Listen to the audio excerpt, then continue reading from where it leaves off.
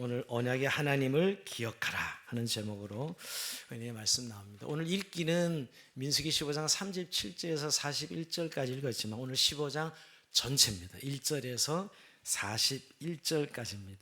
자, 우리가 지금 민수기 강의를 쭉 해오고 있기 때문에 14장까지 우리 지난주에 정탐꾼 사건을 통해서 이스라엘 백성들이 징계를 받는 장면을 살펴봤습니다. 우리 11장부터 계속 반역 사건이죠. 다베라 불, 그 다음에 음식을 불평하는 사건, 미리암의 반역 사건, 그 다음에 네 번째 정탐꾼 사건까지 이렇게 어떻게 보면 불평 시리즈, 반역 시리즈가 이어졌는데 갑자기 오늘 15장에 율법 규정이 나옵니다. 그리고 율법 규정이 나오고 다음 주 우리 살펴보기 16장 가면 또 다단의 반역 사건이 기록되고 있어요. 오늘 갑자기 15장에 율법 규정이 나올까? 특별히 제물을 드리는 규정과 속죄가 가능한 죄와 가능하지 않은 죄의 규정들이 나옵니다.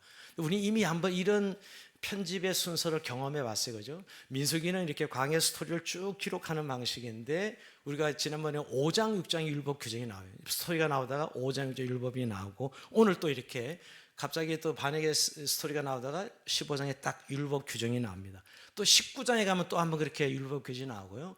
또 28장, 29장에 가면 그런 율법 규정들이 나옵니다. 이거는 사실은 어떻게 보면 좀 생뚱맞긴 하다는 생각이 드는데 편집의 실수가 아니라 분명 의도와 목적을 가진 의도적 편집이라고 볼 수 있습니다. 여러분, 지금까지 시내산을 출발한 후 이스라엘 백성들이 보여준 모습은 불신과 반역과 불만과 원망이었죠. 결국 그들은 가데스에서 정탐꾼들의 보고를 들은 백성들이 지도자를 세우고 애굽으로 돌아가자 한 데서 절정이 이르죠. 그 반역의 절정을 이뤄요. 그러니까 하나님께서는 결국 갈렙과 여호수아를 제한 출애굽 1세대를 광야에서 즉 가나안 땅에 들어가지 못하게 했다 하시고 징계하시죠. 근데 여러분, 그 징계의 말씀을 듣는 이스라엘 백성들이 기가 막힐 거예요. 한두 달 길이면 적어도 들어갈 수 있었다고 생각했는데 이제 광야에서 40년의 세월을 보내야 된다고 생각할 때 그들은 얼마나 절망적이었을까 하는 생각을 해봅니다. 그들이 느꼈을 절망은 이루 말할 수 없을 것입니다. 그렇게 징계가 이루어지는데 오늘 15장에 좀 뜬금없는 이야기처럼 율법 규정이 나오는 것이죠. 뜬금없다기보다는 어떻게 보면 좀 무정할 정도로 이렇게 또 법을 제정해서 말씀하시나 하는 생각까지 듭니다. 특히 오늘 율법장을 보면 동물로 제사를 드릴 때 곡물과 기름과 포도주를 함께 드려야 되고 수확의 첫 곡물을 만든 떡을 하나님께 드리라. 어떻게 드리라는 그런 내용의 규정이거든요. 근데 여러분, 우리가 그렇게 생각할 일만은 아니라는 거예요. 잘 생각해 보면 여러분, 우리가 그렇게 지금 왜 뜬금없는 율법 규정이 나올까? 지금 징계받아서 너무 절망적인 이스라엘 백성들 가운데 왜 이런 말씀을 하실까 하는 생각이 들지 않습니까? 근데 정반대의 의도가 있습니다. 15장의 내용은 11장에서 14장에 보여준 그런 절망적 분위기를 일거에 날려버리는 말씀입니다. 여러분, 앞서 우리가 지금까지 반역에 대한 그 내용을 한마디로 정의 내리면 14장 42절에 보니까 여호와께서 너희 중에 계시지 아니하니, 그 반역과 불신으로 너희 중에 여호와께서 계시지 아니하니, 이것이 11장부터 14장의 결론입니다. 그런데 오늘 15장에 딱 들으면 그럼에도 불구하고, 즉 이스라엘의 불신앙과 불순종과 실패와 반역에도 불구하고 하나님의 언약은 끝나지 않았으며 하나님 신실하셔서 그 언약을 이루실 것이라고 하나님의 의지를 보여주는 말씀입니다. 자, 오늘 어떤 내용이 그렇게 우리가 이해할 수 있는가? 첫 번째 살펴보면 여러분 15장 2절과 18절 보면 이런 말씀이 나옵니다. 너희는 내가 주어 살게 할 땅에 들어가서, 이런 표현도 있고요. 또 18절에 보면 너희는 내가 인도하는 땅에 들어가거든, 이런 말이 있습니다. 자, 이건 이스라엘 백성이 하나님께서 주시겠다는 약속하신 땅에 들어갈 것을 전제하는 말씀이에요. 지금 뭐냐면 오늘 이 율법 15장의 규정은 지금 광야에서 이루어질 규정이 아니고 가나안 땅에 들어가서 지켜야 될 규례예요. 여러분, 지금 이스라엘 백성은 광야 38년 동안 더 뺑뺑이를 돌아야 된다는 징계를 받았는데 오늘 하나님이 하시는 말씀은 가나안 땅에 들어가서 이런 규례를 지켜야 될 것이다 라고 말씀하고 있는 것이지요. 즉 이 말은 너희는 반드시 가나안 땅에 들어갈 것이다 라고 다시 한번 소망을 주시는 말씀이라는 거예요. 지금 다시 광야로 들어가야 되잖아요. 그래서 38년 동안 어떻게 보면 광야 생활을 해야 되는 이들에게 이제 절망하지 말라고, 너희는 반드시 38년 후에 가나안 땅에 들어갈 것을 말씀하시는 것이죠. 그리고 여러분, 안식일 표현으로 보면 그 땅에 들어가서 드릴 것이 희생제물과 함께 곡식가루와 기름과 포도주를 함께 드리는 규정이에요. 오늘 내용을 보면요. 근데 여러분, 강에서 농사 짓는 거 아니잖아요. 가나안 땅에 들어가서 이제 그들이 진짜 하나님 주신 땅에서 첫 농사를 져서 거기에 소산으로 드리는 오늘 이 기름, 곡식가루, 포도주를 말씀하고 있는 것이죠. 결국 이건 이 규정들이 이 강에서 지킬 수 있는 규정이 아니에요. 가나안 땅에 들어가야만 지킬 수 있는 규정들이라는 것이에요. 왜 이런 말씀을 할까요? 40년 후에나 지켜야 될 말씀인데, 그 이유는 너희는 반드시 내가 너에게 주겠다 약속한 그 땅에 들어가게 될 것이다 라고 말씀하고 있는 것이죠. 확정해 주는 것이죠. 너희가 40년 비록 징벌로 방황하고 훈련을 받겠지만 반드시 그 날은 가나안 땅에 들어가는 날은 올 것이다. 그 소망을 가지라는 말씀이지요. 그래서 오늘 15장의 이 율법 규정을 말씀하는 이유입니다. 여러분, 이들이 지금 징계를 받아서 절망하고 있지만 소망을 품어야 될 이유지요. 즉 하나님께서는 그들의 실패와 반역에도 불구하고 당신의 언약을 이루실 것이며 그들은 여전히 하나님의 언약의 백성으로 장래의 은혜를 기대할 수 있기 때문입니다. 사실로서 하나님은 자신이 말씀하신 대로 노하기를 더디하시고 인자가 많아 죄악과 허물을 사하신 하나님을 보여주시는 것입니다. 이건 말야말로 예기치 않는 격려였고 하나님 백성으로 장래의 은혜에 대한 소망을 가지게 하는 약속의 말씀이죠. 이게 15장 전체입니다. 오늘 개간을 한번 보면 여러분, 오늘 본문을 짧게 뒤끝만 읽었지만 1절부터 21절까지는 동물 제사에 수반되는 소자 전제 제사에 대해서, 22절 31절은 부지중에 범한 죄에 대한 속죄제의 규례에 대해서, 또 오늘 시범 케이스가 나오는데 안식일을 범한 죄 32절 36절까지, 그리고 오늘 우리가 읽은 이제 30, 41절은 언약을 잊지 말고 땅께 술과 끈에 대한 내용이 나옵니다. 자, 그러면 여러분 본문 처음에 여러분 오늘 이 동물 제사를 드리면서 소자 전제를 같이 드리라고 이야기합니다. 짐승의 제물을 드리는데 기름 섞은 곡식가루, 그 다음에 포도주를 동반하라는 것이에요. 그것도 비율까지 정확하게 말씀하고 있습니다. 오늘 제물이 세 종류가 나오죠. 1절에 13절 보면 어린 양이 나오고요. 두 번째는 성장한 수양이 나오고, 세 번째는 숫송아지 제물이 드려지는데, 이때 그 어린 양을 드릴 때는 고운 가루 10분의 1 에바를 드리고, 또 기름은 4분의 1 흰을 드리고, 포도주는 4분의 1 흰을 드려라. 여기다 수량이긴 한데 제 보면 이런 10분의 1 에바는 한 1.5리터가 되고요. 또 4분의 1 흰은 0.5리터 정도가 되고, 포도주 4분의 1도 0.5리터 정도가 됩니다.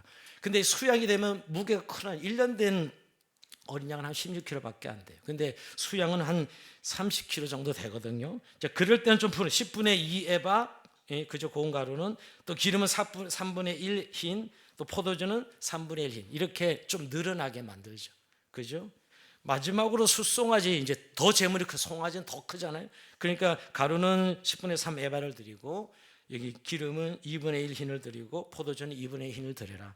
이렇게 말씀해요. 즉 더 양을 늘려서 드리라고 합니다. 우리에게 뭐 특별한 의미가 있는 것 같지는 않은데, 여기서 오늘 이 전자 소재의 중요한 의미가 있어요. 오늘 3절을 보면 여러분, 여호와께 하자나 번제나 소원을 갚는 제사나 낙헌제나 정한 절기제에 소와 양을 여호와께 향기롭게 드릴 때, 자, 여기 향기롭게 드릴 때 밑줄 짝입니다. 중요한 이게 이 향기로운 냄새, 이 부드러운 맛을 의미하는 후각적 미각적 개념이죠, 여러분. 즉 하나님께 제사를 드리는데 마치 식사를 차리는 것처럼 하나님께 식탁을 차려 드리라는 거예요. 우리 식탁에 고기만 먹는 게 아니죠. 밥도 먹고 음료수도 같이 마시잖아요. 그러니까 하나님께 온전한 식탁을 차리는 의미로 제사를 말씀하고 있습니다. 즉 무엇으로 그런 식탁을 차리는가 하면, 결국 오늘 이 전제, 소재, 이런 고운 가루, 여러분 포도주, 이런 결국 소재와 전제는 그 우리가 땀 흘려, 예배자가 땀 흘린 노동의 결실을 가지고 하나님 식탁을 차려드리는 그런 제사라고 생각해 볼 수 있는 것이죠. 여러분, 왜 이런 제사를 요구하셨을까요? 이 식탁이 의미하는 바가 결국 하나님과의 사귐 속으로 초대하는 의미입니다. 여러분, 식탁이란 게 뭐죠? 우리가 같이 밥을 먹는 거, 하나님과의 교제로 초대하는 거예요.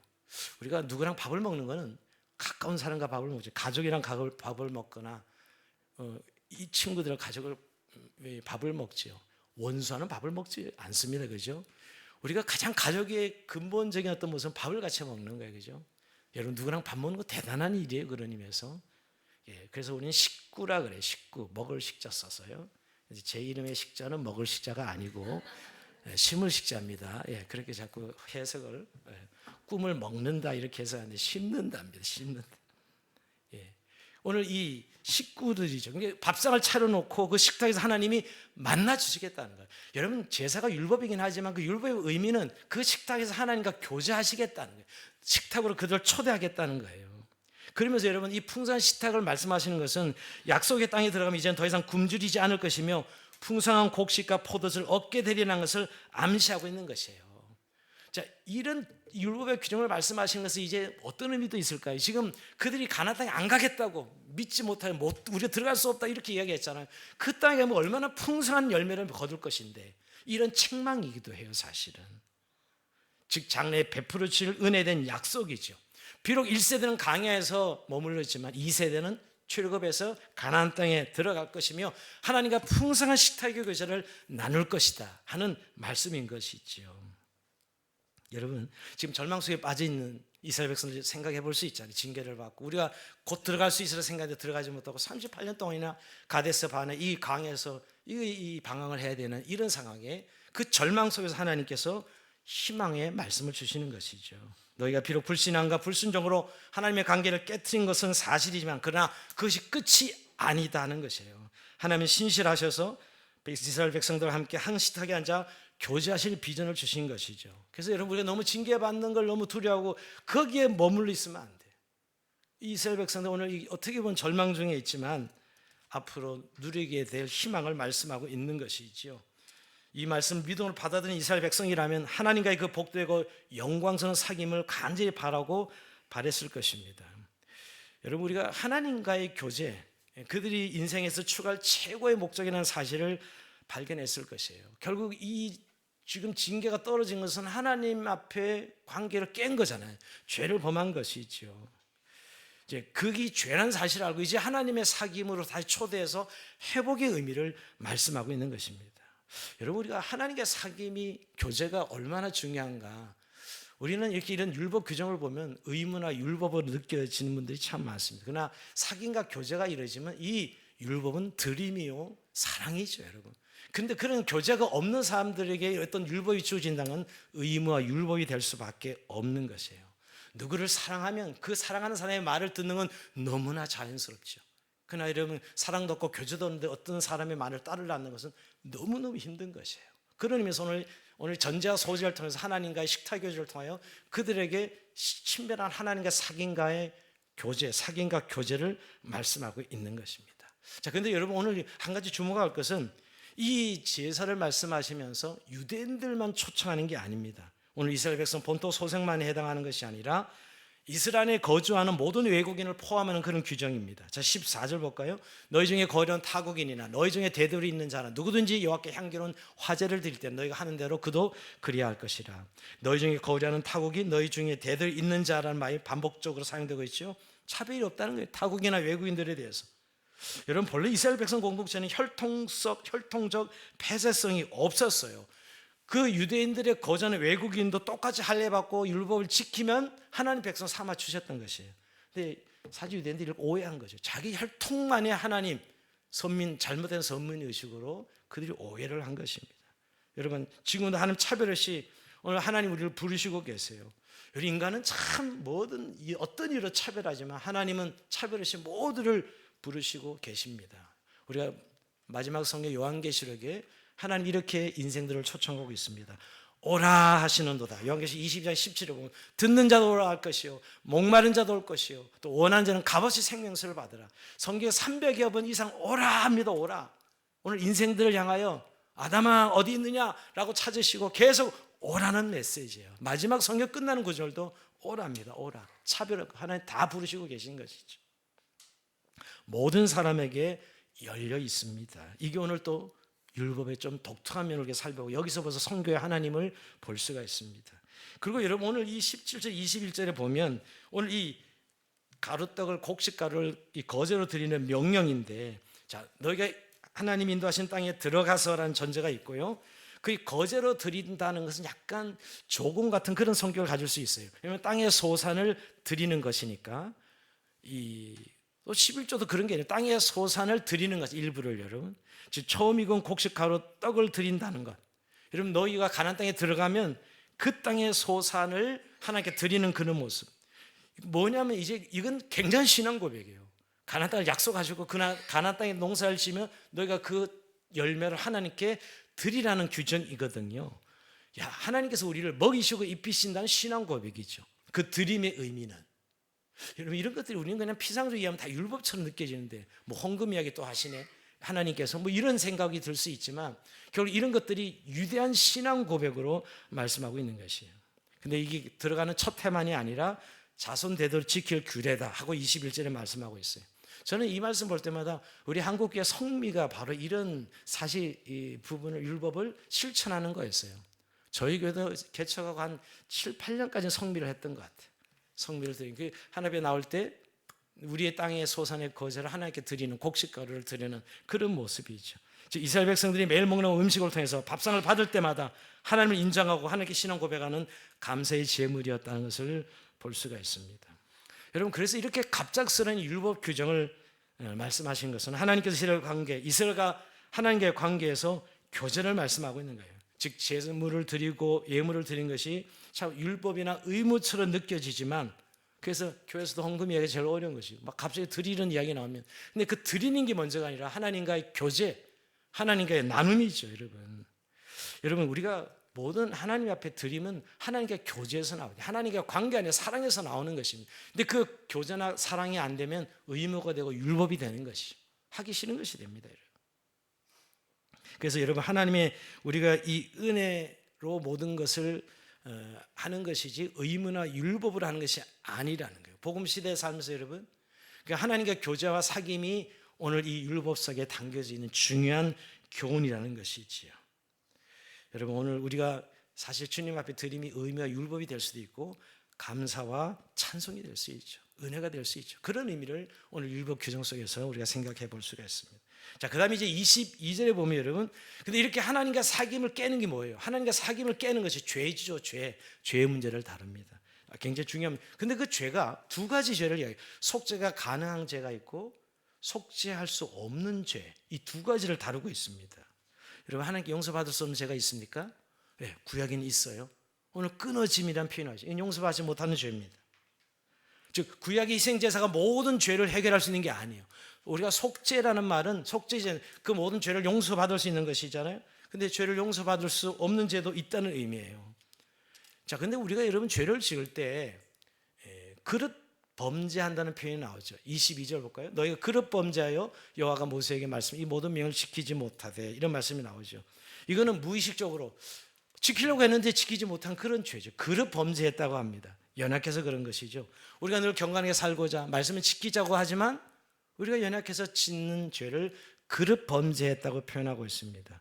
그러나 여러분, 이것도 사귐을 깨는 죄이기 때문에 제사를 통해서, 속죄제사를 통해서 회복하라고 말씀하고 있는 거예요. 하나님이 용서받을 것을 24절, 29절에 말씀하고 있는 것이죠. 이게 속죄가 가능한 죄입니다. 근데 오늘 본문에 보면 온 회중이 범죄한 경우가 24에서 26절까지 나오고, 개인이 범죄한 죄가 27, 29절에 나오는데, 이때 여러분 또 한 번 강조된 단어가 있어요. 뭐죠 여러분? 읽은 분들은 부지중예입니다. 부지중예. 아까 그릇 범죄하여랑 똑같은 부지중예. 부지중예가 뭐죠? 자, 24절 대표 나오는데요. 회중이 부지중예 범죄하였거든 온 회중은 수송아지 한 마리를 얻게 향교는 화제로 드리고 규례대로 소자 전제를 드리고 수염소 한 마리를 속죄제로 드릴 것이라 말씀합니다. 이 부지중예라는 말은 뭐예요?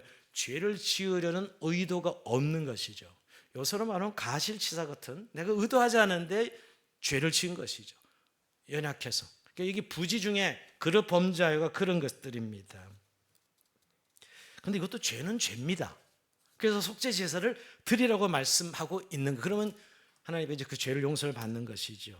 근데 오늘 여기서 이제 제사 제도로 속죄할 수 없는 죄가 있다는 거예요. 그게 30절, 31절이 제사로 속죄가 되지 않아요. 어떤 죄일까요, 여러분? 고의로 범하는 죄입니다. 고의로 범하는 죄는 속죄 제사가 유용하지 않아요. 자, 30절 볼까요? 본토인이나 타국이든지 고의로 무엇을 범하면 누구나 여호와를 비방하는 자니 그 백성 중에서 끊어질 것이라. 속죄 제사가 해당되지 않고 끊어질 것이다 이야기합니다. 이거 죽음을 의미하죠, 여러분. 자, 여기 신성모독죄입니다. 일종의 31절 좀 더 부연해서 여러분, 여호와의, 그런 사람은 여호와의 말씀을 멸시하고 그의 명령을 파괴하는 자, 이렇게 말하고 있습니다. 말 그대로 여러분, 하나님의 말씀을 우습게 여김으로 그 명령을 깨트린 사람입니다. 이건 굉장히 하나님 앞에 고의로 적극적인 죄를 범하는 사람들이죠. 이런 고의로 죄를 범한다는 말은 원어로 보면 손을 높이 든다는 표현이 있어요. 근데 고대 근동 이 표현은 하나님을 향해 반역하는 태도가 손을 높이 든다는 거죠. 즉 하나님의 권위에 도전하는 인간의 교만의 극치를 표현하는 말이지요. 의식하면 하나님 앞에 대적하는 태도, 주먹을 불끈 쥐고 대적하는 그런 태도지요. 반역적인 태도, 하나님과 싸우겠다는 태도입니다. 이게 고의로 범하는 죄입니다. 그러니까 한번 욕정에 못 이겨서 갑자기 흥분해서 범죄하고 실수해서 이런 죄가 아닌 거예요. 아주 적극적으로 하나님을 대적하는, 고의로 자기 정신으로 하나님을 대적해 보겠다는 그런 태도죠. 이런 죄에 대해서는 속죄 제사가 주어지지 않는다고 말씀하고 있는 거예요. 이건 하나밖에 없어요. 하나님의 백성에서 끊어지는 길밖에 없습니다. 이걸 강조하고 있어요. 끊어짐은 가장 강도 높은 심판을 가리키는 것입니다. 사실상 근데 한번 고의성이 있는 죄와 고의성이 없는 죄를 우리가 정확하게 구분이 가나요? 제가 이 묵상하면서 참 우리 안에 사실은 이렇게 죄 지을 때 죄란 거 알고서 대부분 짓지 않습니까? 어떻게 보면 어느 정도 고의성이 있는 것 같아요. 죄라고 느끼면 딱 스탑해야 되는데 그러지 않잖아요. 좀 그런 이 본문. 근데 하나님이 결국 이 기준은 결론부터 얘기하면 회개하는 죄는 용서받을 수 있는 죄고 결국 회개하지 않는 죄는 용서받을 수 없는 죄라는 거예요. 여러분 오늘 한번 이런 질문 던져. 우리가 용서받지 못할 죄가 있습니까? 오늘 우리 신약생 사랑하는 우리들이 용서받지 못할 죄가 있냐고요. 우리는 다 알고 있어요. 그리스도의 피로 우리 모든 죄는 사함을 받는다는 사실을 너무나 잘 알고 있습니다. 예수님은 짐승의 피가 아니라 자신을 제물로 죽어주셨기에 어떤 죄도 용서받지 못할 죄가 없다는 것이에요. 즉 주님의 희생제사가 감당하지 못할 죄는 없습니다. 없어요. 근데 오늘 구약이 이런 표현들, 오늘 이렇게 희생제사가 없다, 속죄제를 드릴 수 없도록 하는 용서받지 못할 죄가 있다는 부분을 생각하면 우리에게 또 뭔가 그런 말씀을 주님이 하셨잖아요. 예수님 무슨 말씀하셨죠? 용서받지 못할 죄를. 자, 마가복음 3장 29절입니다. 누구든지 성령을 모독하는 자는 영원히 사하심을 얻지 못하고 영원한 죄가 되느니라. 모든 복음서에 성령 해방죄가 나옵니다. 다른 죄는 다 용서받지만 성령을 해방하는 죄는 용서받지 못한다고 말씀하고 있어요. 자, 이거는 결국 이 죄가 바로 오늘 이 구약의 지금 우리가 읽은 본문 고의로 하나님을 대적하는 죄죠. 하나님을 비방하고 하나님을 멸시하는 죄입니다. 결국 우리의 죄로 용서받지 못할 죄는 없습니다. 그러나 회개하지 않으면 용서받을 수 없지요. 결국 예수님께서 성령을 해방하는 죄는 고의로 자기 죄를 정당화해서 나는 회개가 필요 없다고 말하는 사람은 용서가 이루어지지 못해요. 즉 예수를 믿을 수 없죠, 여러분. 내가 죄인입니다 하고 인정하고 그 죄를 회개하고 우리가 예수님을 영접하지 그 과정 없이 내가 예수 믿을 수 없지요. 그런 의미에서 여러분 성령 해방자는 게 물론 단어적으로 보면 성령을 고의로 해방과 비방하는 그런 죄지만 결국은 하나님 앞에 용서받을 죄가는 없지만 결국 회개하지 않으면 자신이 죄인됨을 인정하고 회개하지 않으면 용서받을 수 없는 것이죠. 바로 그것을 말씀하는 것이 오늘 속죄가 가능하지 않는 죄라고 생각해 볼 수 있습니다. 근데 여러분 그 죄 문제가 아니고 결국 회개의 문제입니다. 죄 문제, 어떤 죄 종류가 문제가 아니라 회개하지 않으면 자신의 죄인됨을 인정하지 않으면 오늘 용서받을 수 없는 죄죠. 그래서 구원이 이룰 수 없는 것이죠, 여러분.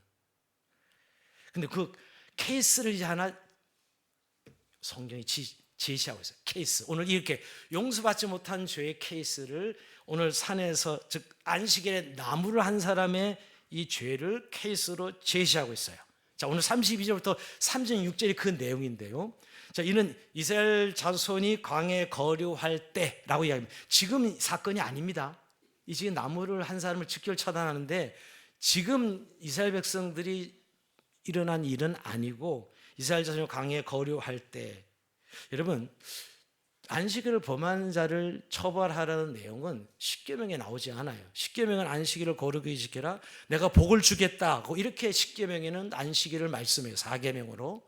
거기에 처벌정이 있지 않은데 언제 처벌정이 나오죠? 출애굽기 31장 14절에 나옵니다. 31장 14 뒤편에 나와요. 안식일을 범한 자는 죽이라 하는 말씀이 나와요. 그러니까 오늘 이 사건, 이 지금 안식일에 나무를 하는 이 사람의 죄는 이 말씀이 주어지긴 전에 이스라엘 백성들이 시내산에 머무를 때 주신 말씀이에요. 이게 처벌 규정이 없는 거예요. 근데 오늘 예를 들면 지금 이 사람이 어떤 안식의 나무를 줍는 것을 사람들이 발견하죠. 그 사람은 나무를 은밀하게 줍는 것은 아니었어요. 사람들 다 보는 앞에서 나무를 한 것을 볼 수 있습니다. 즉 안식일에 거룩하게 지키라 그랬는데 공부 안식일에 공부 나무 하는 게 어때? 하고 지금 하나님 말씀을 정면으로 대적하면서 의도적으로 그 안식일에 나무는 게 뭐 그렇게 나쁜 일이야 라고 하나님의 말씀을 지금 대적하고 있는 것이죠. 여러분 그 당시 이스라엘 백성들이 나무 주워서 이렇게 불을 떼야 될 이유는 없었어요. 만나를 먹었고 여러분 불기둥 구름기도 인압을 받았고 있었어요. 연료가 필요한 때도 아닙니다. 근데 뭐 그렇다 나무를 해도 평일에 하면 되잖아요. 이제 안식일 거룩하게 지키라고 그렇게 이미 십계명에 말씀했는데도 불구하고 오늘 이 사람은 안식일에 급하게 자기 나무를 주러 가는 상황이 벌어진 것이죠. 근데 여러분 이 사람이 왜 안식일에 나무를 했을까요? 물론 이 본문이 설명한 이유는 딱 한 가지입니다. 그건 안식일을 범하기 위해서 나간 것이에요. 즉 하나님을 대적한 거죠. 왜 하나님이 안식일을 거룩하게 지키라고 해? 하고 그 말씀에 정면 대적하기 위해서 안식일에 나무를 하러 간 것이죠. 즉 하나님을 비방하고 하나님의 말씀을 멸시함으로 안식을 거룩하게 지키라는 하나님의 명령을 파괴하는 것입니다. 이것이 이유였습니다. 그래서 여러분 사람들이 이제 나무하는 사람을 아론과 모세 앞에 끌어오잖아요. 근데 모세는 어떻게 처리해야 될지 몰랐어요. 아직 이 법이 주어지지 않았을 때니까 여러분. 이 처단하는 계명이 주어지지 않았을 때니까 하나님께서 물어봅니다. 모세가 하나님께 물어요. 어떻게 처리해야 될지. 어떻게 물을지 35절 이렇게 하나님이 답하십니다. 35절 볼까요? 여호와께서 모세에게 이르시되 그 사람을 반드시 죽일지니 온 회중이 진영 밖에서 돌로 그를 칠지니라. 하나님의 즉결 처단이 이루어집니다. 끊어짐의 형벌이에요. 오늘 아까 용서받는 죄는 속죄죄이지만 용서받지 못한 하나님께 고의로 대적하고 비방하고 회개하지 않는 자죠. 그 사람은 오늘 끊어짐의 형벌입니다. 결국 여러분 이들에게 지금 주시는 하나님 메시지는 뭐예요? 이제 이 징계를 통해 또 이스라엘 백성들에게 정말 하나님의 언약을 기억하고 살라고 하는, 즉 하나님의 언약을 기억하라는 말씀을 주는 거예요. 지금 이스라엘 백성들이 왜 다시 광야로 들어가는 거예요? 원래 가나안으로 가야 되는데 하나님 징계를 받아서 광야로 다시 들어가려고 하는 거잖아요. 죄 때문이죠. 하나님이 말씀하신 그 약속을 믿지 않고 불신하고 깬 거예요. 그래서 광야로 다시 들어가는데 오늘 이 나무한 안식일을 범한 사람의 처벌을 통해서 죄의 결과를 통해서 하나님께서 오늘 말씀하시고자 하는 것은 너희가 하나님의 언약을 기억하고 지키고 순종하라고 말씀하고 있는 것이죠. 여러분 죄 때문에 지금 다시 광야에 들어가는 이스라엘 백성들, 이 말씀은 이런 사건은 아마 가슴속에 절절하게 하는 말씀이 들려오는 거예요. 하나님의 언약의 중요성이죠. 하나님의 말씀을 순히 지키고 사는 것의 중요성입니다. 그러면서 이 율법의 규례들을 정리하면서 하나님께서 결론적으로는 우리가 읽은 본문 38절에 이렇게 말씀하고 이렇게 명령하십니다. 자, 38절을 볼까요? 이스라엘 자손이 명령하여 대대로 그들의 옷단기에 술을 만들고 청색끈을 그 위에 술에 더하라. 이게 무슨 말씀이지? 옷단기에 술을 만들고 청색끈을 그 위에 술에 더하라. 자, 청색끈을 보여드릴까요? 이게 청색끈이에요. 이스라엘 백성들이 이 청색끈을 달아 있는데, 자, 이스라엘 백성들이 이 옷에 술을 달고 그 귀에 끈을 다는 것. 자, 옷을 보여드릴게요. 옷은 이겁니다. 유대인이 입는 옷 중에 그 끝에 이렇게 꼬아서 내려오는 청색끈 보이죠? 청색끈 위에 술이 있는 거예요. 술은 이렇게 매듭지는 게 술이고 밑에 끈을 달아 내린 거죠. 청색끈을 달게 되어 있습니다. 자, 그래서 이것을 볼 때마다 여호와의 모든 계명을 기억하여 준행하고 방종하게 하는 마음과 눈의 욕심보다 음행하지 않게 하게 하여, 즉 하나님 모든 계명을 기억하여 행하여 하나님께 거룩하게 살려고 이 옷에 술에 깃단에 술을 달고 청색끈을 달라고 말씀하고 있는 거예요. 이 소매 끝에 술과 거기에 대한 청색끈은 하나님의 은혜를 기억하게 함으로써 죄 짓는 것을 억제하는 상징이요 심볼로 만드시게 합니다. 지금도 유대인들은 저 청색끈을 답니다. 여기서 좀 살펴보면 청색이라는 의미, 이 기독교 작가들이 하나님 인재를 상징할 때 전부 청색을 쓰는 거 아시죠? 성경 때문에, 성경에 이 청색이 하나님 임재예요. 그래서 우리 선교사님, 허선교사님 보면 이 어소페 선교사님 작품을 보면 전부 청색으로 한 색깔로 전부 그림을 다 만들어버려요. 제가 그 의미를 알고 있어요.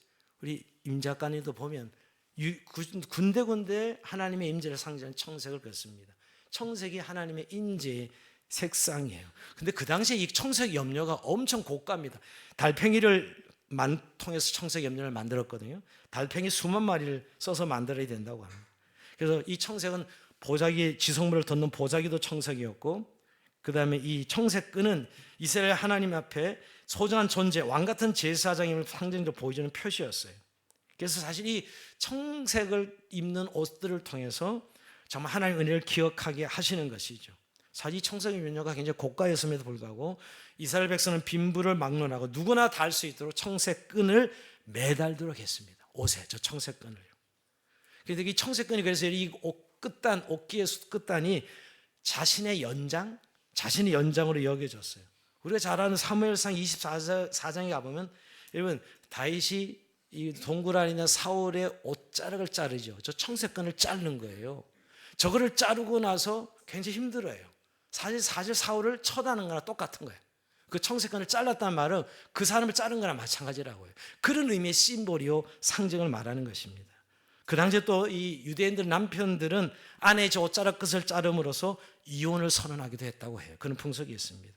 그러니까 결국 이 옷자락 끝단을 특이하게 치장함으로써 자신의 정체성을 표현하는 개인의 서명처럼 사용하기도 했습니다. 즉 하나님 일종의 사인처럼, 그죠? 여러분 저와 여러분이 사인하면 내 거야, 내 소유야 하죠. 사인 아시죠, 여러분? 그것처럼 이 옷단 끝단에 술을 달고 청색끈을 붙이라고 말씀하는 것이죠. 즉 하나님의 서명에 너는 내 거야. 요새 이런 표현이 많이, 하나님이 우리를 향해 넌 내 거야, 넌 내 백성이야 하고 서명하는 것, 내 백성에 선하는 것과 똑같은 것입니다. 한마디로 이스라엘 백성들이 하나님의 백성이란 유니폼과 같은 그런 역할인 것이에요. 여러분, 이처럼 이스라엘이 하나님 은혜를 기억하는 것은 너무너무 중요했기 때문에 이런 지금 옷단에 술을 만들고 끈을 달라고 말씀하고 있는 거예요. 즉 은혜를 잊지 말고, 정말 은혜를 잊어버리면 범죄하잖아요. 지금 어떻게 보면 40년 이 스디슨 결과를 맛봐야 될 상황이었는데 하나님께서 오늘 이런 상징물을 만들게, 옷을 달게 해서 너희는 하나님의 은혜를 잊지 말라, 이런 절절한 하나님의 오늘 말씀이라는 것을 알게 됩니다. 그러면 우리가 할 것은 이것이죠. 너희 하나님 여호와를 기억하라. 말씀 앞에서 매 순간 하나님의 은혜를 기억하고 사는 것입니다. 이것이 옷소매 끝에 술을 달고 거기에 청색끈을 다는 이유입니다. 하나님과 은혜의 백성의 정체성을 가지고 사는 것이죠.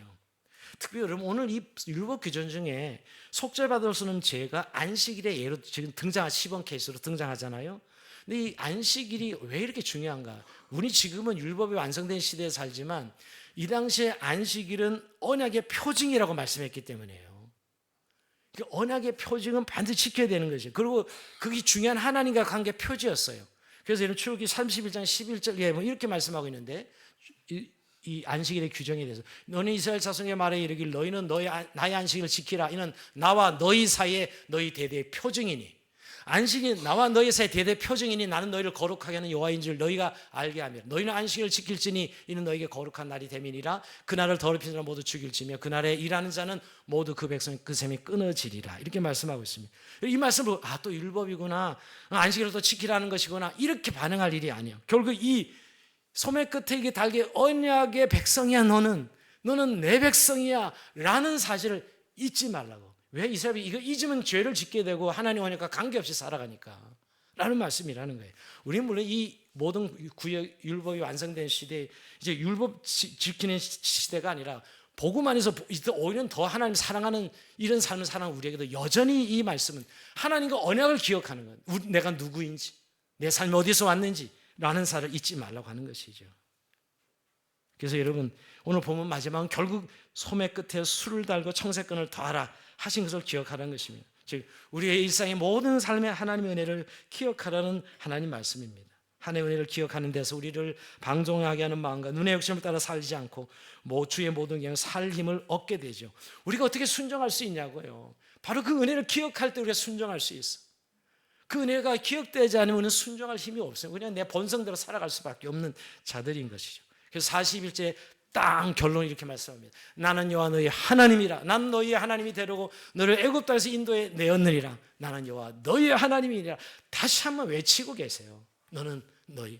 이 지금 40년 방해 강야 생활의 죄가 그들의 하나님 불신앙의 죄의 결과였는데 다시 내가 너희 하나님이라 이렇게 말씀하고 있는 것이죠. 오늘 말씀을 마칩니다. 우린 사실 이스라엘 백성은 옷을 입지도 않고요, 술을 만들고 청색권을 더하지 않습니다. 그죠? 우린 이스라엘 백성 옷을 입지는 않아요. 그러나 여러분, 오늘 우리에게도 은혜를 기억하게 하는 장치는 주셨지요. 우리에게 하나님의 일침을 주신 장치가 뭐예요? 성경이죠. 가장 좋은 성경이요. 또 우리 안에 성령님이요, 우리의 교회 공동체 예배와 모임들이요. 이것이 은혜를 잊지 않도록 계속 우리에게 주신 기억 장치인 것을 기억하시기 바랍니다.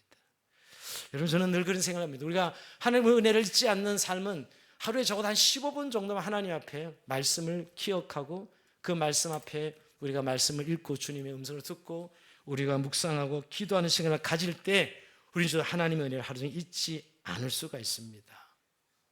성경 읽기를 강조하는 이유, 매일 묵상이 우리의 생명과 같은 이유, 바로 거기에 있는 것이에요. 여러분, 하나님 백성이면 하나님의 은혜를 잊지 않을 때 우리가 그 말씀에 순종하게 살아갈 수 있다는 사실을 말씀하고 있습니다. 하나님을 그래서 오늘 기억하라 라고, 그 기억이 우리의 신앙이 되는 거죠. 기억할 때 그것이 순종으로 이어지는 것입니다. 여러분, 우리도 때때로 여행에 너무 절망할 때가 많지만 하나님은 오늘 절망시키시는 분이 아니라 우리에게 다시 한번 은혜를 기억하고 소망으로, 희망으로, 은혜로 나가게 말씀하십니다. 오늘도 이런 은혜가 저희 여러분 삶 가운데 넘치기를 주의 이름으로 축원드립니다. 자, 우리 찬송하면서